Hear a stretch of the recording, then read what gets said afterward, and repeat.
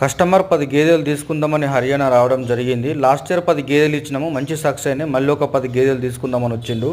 So గేదెలు కొంటా ఉన్నప్పుడు ఇట్లాంటి సిచ్యువేషన్ ఒకటి ఎదురైంది. ఇది మన గేదె కాదు, గేదె ఈని 24 అవర్స్ అయిపోయింది. గేదె కొద్దిగా ఏజ్ కూడా అయింది. దాని దూడ లోపలనే చనిపోయింది. మరి అడ్డం తిరిగిందా ఉమ్మనీరు మింగిందో తెలియదు. సో ఈ 24 అవర్స్ అయిపోయింది కాబట్టి కొద్దిగా ఇన్ఫెక్షన్ స్టార్ట్ అవుతుంది. దానికి ఇంజక్షన్ వేసిన మాయపడడానికి పడలేదు. రైతు ఏం చేస్తాడంటే, ఇక్కడ హర్యానాలో రైతు ఆల్మోస్ట్ 80% ట్రీట్మెంటు అతనే చేసుకుంటాడు. ప్రతి ఏ చిన్న ప్రాబ్లం వచ్చినా కనిపెట్టి అన్ని మెడిసిన్స్ కంప్లీట్ అవగాహన ఉంటుంది. సో రైతు ఏం చేస్తుందంటే, ఒక కట్టె తీసుకొని మెల్లగా కొద్దిగా బయటకి లాగితే ఇంకా పడే అవకాశం ఉంటుంది, మళ్ళీ పెయిన్స్ వస్తాయి. సో మాయపడే అవకాశం ఉంటుందని చెప్పి కొద్దిగా ట్రై చేస్తారు. మొత్తం లాగారు, కొద్దిగానే లాగి విడిచిపెడతారు. అది కూడా టెక్నిక్ ఉంటుంది. ఆ టెక్నిక్ ఉన్న వాళ్ళు చేస్తారు, ఎవరంటే వాళ్ళు చేయరు.